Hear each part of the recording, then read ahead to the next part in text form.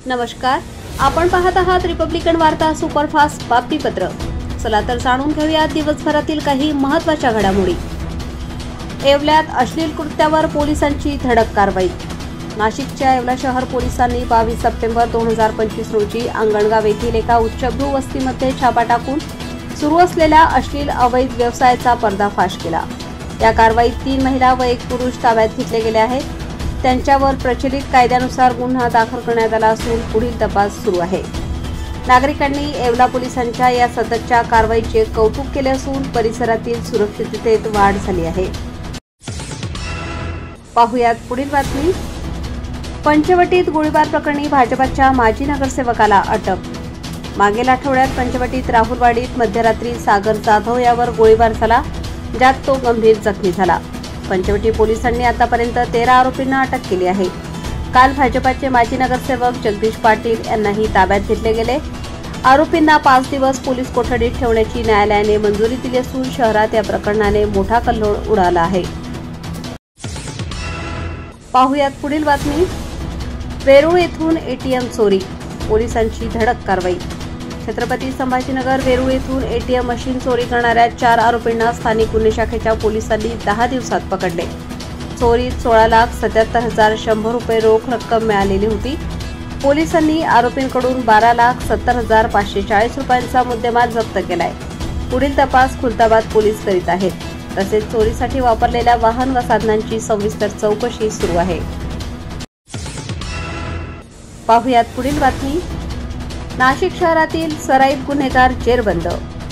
पुणे शाखा युनिट क्रमांक 1 ने अंबड परिसरात अवैध शस्त्रधारी गुंड भरत जगतापला धडक कारवाईत जेरबंद केले। त्याच्याकडून 30,000 रुपयांचे देशी बनावटीचे पिस्तूल जप्त झाले। आरोपीवर खून, दरोडा, अवैध वाळू उपसा यासारखे 9 गंभीर गुन्हे आधीच आहेत। ही यशस्वी कारवाई पोलीस आयुक्त संदीप कर्णिक यांच्या मार्गदर्शनाखाली पार पडली असून नागरिकांमध्ये सुरक्षिततेची भावना निर्माण झाली आहे। पाहुयात पुढील बातमी। मनमाड नगर परिषद कामगार सेनेचे धरणे आंदोलन। नांदगाव तालुक्यातील मनमाड शहरात काही पत्रकारांच्या मनमानी कारभारामुळे कर्मचारी संतप्त झाले। कामगार सेनेने नगर परिषदेसमोर धरणे आंदोलन करून महिला कर्मचाऱ्यांचे व्हिडिओ घेतल्याबाबत तीव्र नाराजी व्यक्त केली। शासनाकडून कठोर कारवाईची मागणी केली गेली आहे। नगर परिषद मुख्याधिकारी यांनी तातडीने कारवाई करण्याचे आश्वासन दिले। त्यामुळे शहरात मोठा चर्चेचा विषय निर्माण झाला आहे। पाहुयात पुढील बातमी। प्रहारचा तहसील कार्यालयावर जनआक्रोश मोर्चा।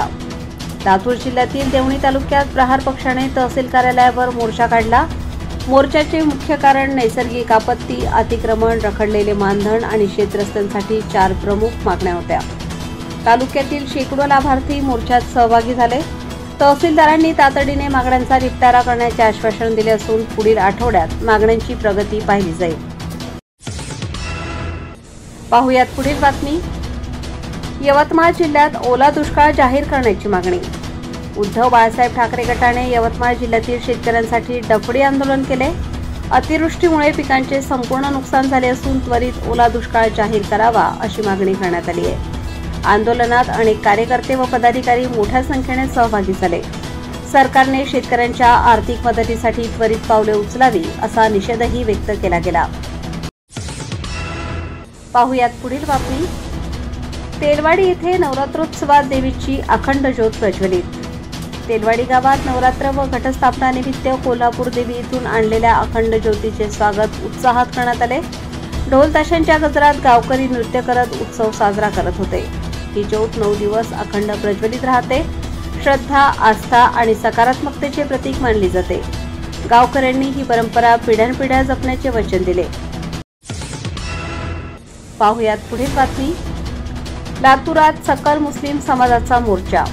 उत्तर प्रदेशातील धर्मभावना दुखावणाऱ्या घटनांच्या निषेधार्थ लातूर शहरात मुस्लिम समाजाने शांततेचा मोर्चा काढला।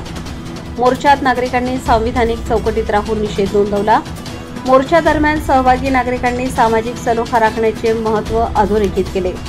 सर्व संबंधित अधिकाऱ्यांकडे कठोर कारवाई करण्याची मागणी करण्यात आली। पाहुयात पुढील बातमी। आदिवासी महिलांबद्दल गरळ ओकणाऱ्या समाजकंटकाविरुद्ध अॅट्रॉसिटी गुन्हा। सामाजिक कार्यकर्त्या वर्षाताई वैद्य यांनी आदिवासी महिलांबद्दल जातीवाचक शिवीगाळ करणाऱ्या समाजकंटकाविरुद्ध अॅट्रॉसिटी अंतर्गत गुन्हा दाखल करण्याची मागणी केली आहे। पोलिसांनी गुन्हा नोंदवून पुढील कारवाई सुरू केली। कार्यकर्त्यांनी कठोर कारवाईची मागणी करत वेळेत अटक न झाल्यास उग्र आंदोलन करण्याची तयारी असल्याचे सांगितले। या प्रकरणामुळे आदिवासी महिलांच्या सुरक्षेचे महत्त्व पुन्हा अधोरेखित झाले। तर या होत्या आजच्या काही ठळक घडामोडी। पुन्हा भेटूयात रिपब्लिकन वार्ता सुपरफास्ट बातमीपत्रात। तोपर्यंत आपण पाहत रहा रिपब्लिकन वार्ता Maharashtra. Subscribe now and press the bell icon. Never miss an update.